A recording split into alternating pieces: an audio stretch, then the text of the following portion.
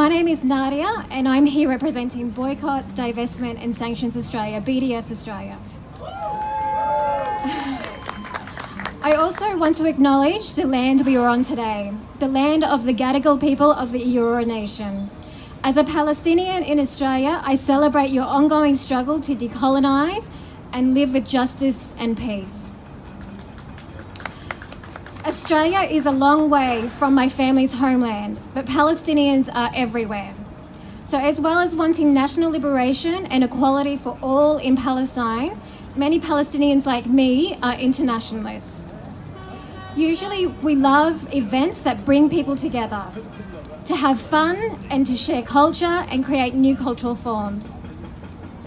Eurovision Song Contest claims that it is this kind of cultural event. But this year, Eurovision is in Tel Aviv, in Israel, in occupied Palestine. Can you believe it? I was shocked. When the Israeli contestant won last year's competition, Palestinian activists and everyone in solidarity through the international BDS movement decided we would not sit back and allow the murderous Israeli state to cover itself in glitter and glamour. We decided we would not let the television networks and Sony Music and thoughtless contestants from Eurovision countries celebrate as if this can be just business as usual. We decided we would not let Benjamin Netanyahu and his fascist allies use Eurovision to whitewash their crimes. How can it be business as usual when the Israeli military murdered 58 people just 3 days after last year's Eurovision final? How can it be business as usual when the Tel Aviv venue is in the lands of the destroyed village of El Sheikh Mohannes, a village of 2,000 people that Zionist militias emptied through violent terror in March 1948? How can it be business as usual when these people and their children and grandchildren like me are forbidden to return because we are Palestinian? How can it be business as usual for SBS when just 65 kilometres away, the Israeli army is murdering the brave people of Gaza who refuse to lie down after 11 years of blockade and bombing and bullets? How can it be business as usual for the Australian finalist Kate Miller-Heidke when brutalised Palestinians just 50 kilometres away in illegally annexed East Jerusalem are not permitted to buy tickets and hear her song? Throughout the countries where Eurovision is a thing, campaigners like us are pressuring broadcasters and encouraging singers to put Palestinians' equal human rights ahead of money and fame.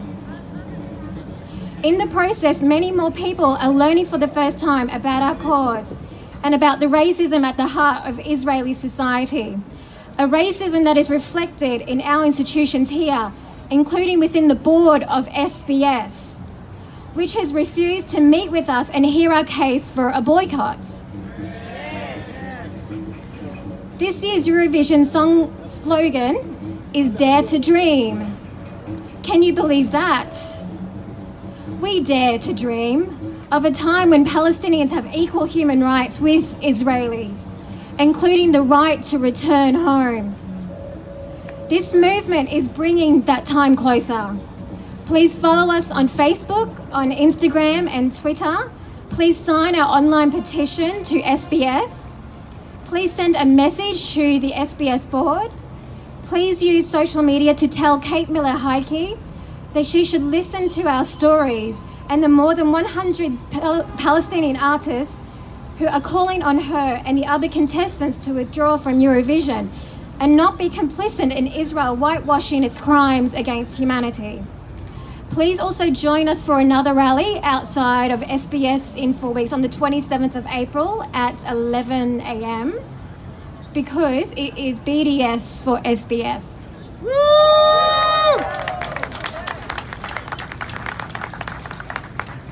To rub salt into our wounds, Eurovision is scheduled to happen over the Nakba. We will be back in the streets in May, so more people in Sydney and around the world will see us marching for justice and peace for Palestinians' equal human rights. Thank you, shukran, salam alaikum.